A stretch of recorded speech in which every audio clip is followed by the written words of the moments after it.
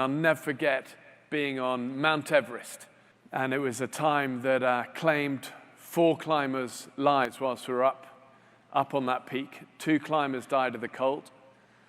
2 climbers we were with fell to their death. And it's just what high mountains do, you know, they kick the hell out of you. They repeatedly ask you the question, what are you made of when you're hurting? And I'll never forget the final few hours on that mountain. We were at 28,000 feet. We'd been climbing on Everest for over 55 days up there at this point. It's minus 40 degrees.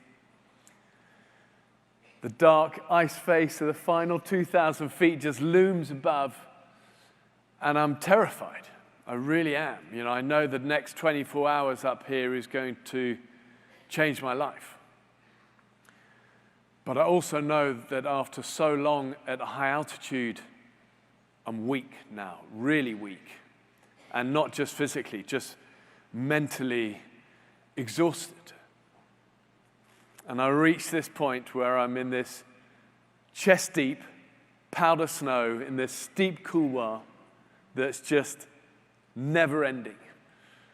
And every time I take a step, I keep sliding backwards. So I'm not even going forwards now, I'm going backwards.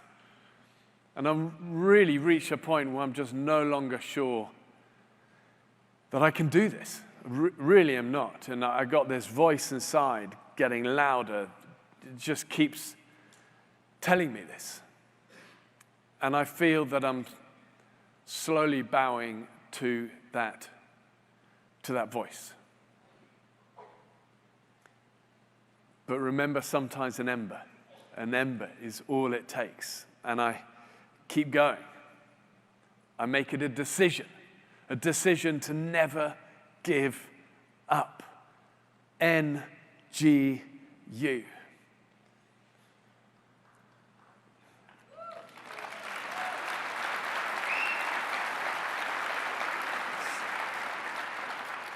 And you know, sometimes life gets reduced to those moments, as simple as that, 3 letters, NGU, and I make that decision and keep moving, and finally, that summit came, and I just remember collapsing to my knees as a wreck, but I'd made it, and we watched the dawn come up over Tibet, and just truly aware that you're standing somewhere special.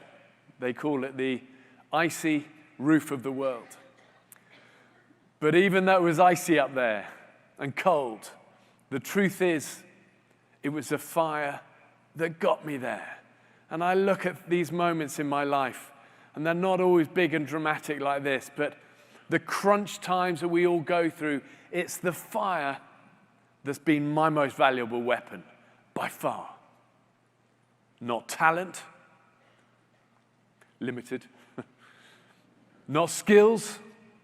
You know, we can learn skills. Not knowledge, because I forget stuff.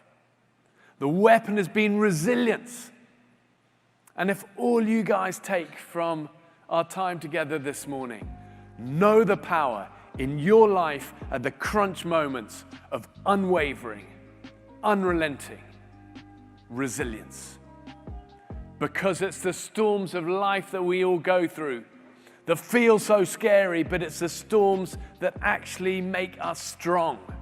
And as with all dark nights, sometimes you just gotta hang on in there doggedly.